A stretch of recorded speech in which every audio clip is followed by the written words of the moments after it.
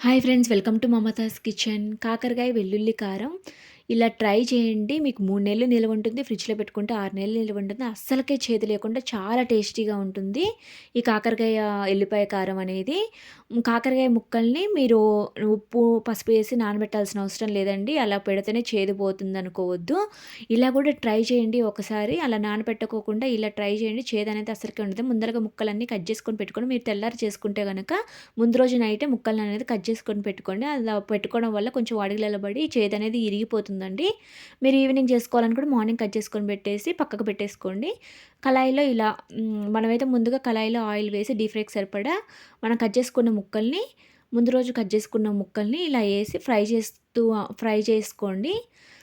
ఇలా ఫ్రై చేసుకుంటుండగా ఇందులో మనం దంచుకోవడం కోసం వెల్లిపాయ కారం కోసం కొంచెం జీలకర్ర 1 టేబుల్ స్పూన్ జీలకర్ర, 1 టేబుల్ స్పూన్ ధనియాలు యేసుకొని బాగా మెత్తగా గ్రైండ్ చేసుకోండి.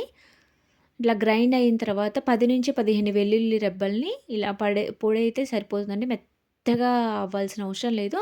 ఇందులోనే 10-15 వెల్లుల్లి రెబ్బల్ని యేసుకొని బాగా దంచుకోండి. పచ్చగా దంచుకోండి. అందులోనే 3 టేబుల్ స్పూన్ కారం యేసుకుంటున్నానండి. నేనైతే మీ స్పైసీనెస్ తగ్గట్టు కారం అనేది యాడ్ చేసుకోండి. అలానే కాకరకాయల క్వాంటిటీ తగ్గట్టు కారం అనేది అడ్జస్ట్ చేసుకుంటూ వేసుకోండి. నేను హాఫ్ కప్పు కొబ్బరి పొడి అనేది యాడ్ చేసుకుంటున్నానండి.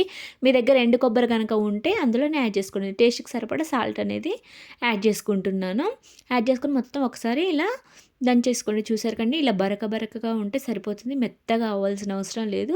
మీరు ఇది మిక్సీలో అయినా చేసుకోవచ్చండి. ఒక బ్లెండ్ ఇచ్చి వదిలిపెట్టండి. కాకరకాయలు అనేది ఇలా ఫ్రై అవుతున్నాయి కండి.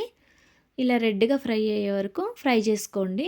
మరీ గట్టిగా కావాల్సిన అవసరం లేదండి. కొంచెం రెడ్‌గా అయిపోతే సరిపోతుంది. ఇలా రెడ్‌గా అయినాక మనం నూరి పెట్టుకున్న కారప్పొడిని ఇందులో యాడ్ చేసుకొని, అందులో కొద్దిగా పసుపేసుకొని మొత్తం ఒకసారి ఫ్రై చేసుకోండి. మనం కారం వేసిన తర్వాత స్టవ్ అనేది ఫ్లేమ్ అనేది సిమ్‌లో ఉండేటట్టు చూసుకోండి.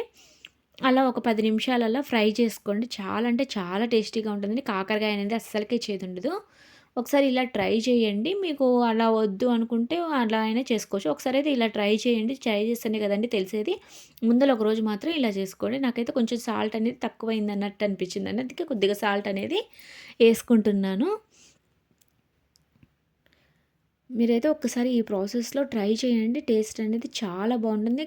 మీకు చేదనేది కూడా ఏమీ ఉండదు. చాలా బాగుంటుంది. ఒకసారి ఇలా ట్రై చేసి చూడండి.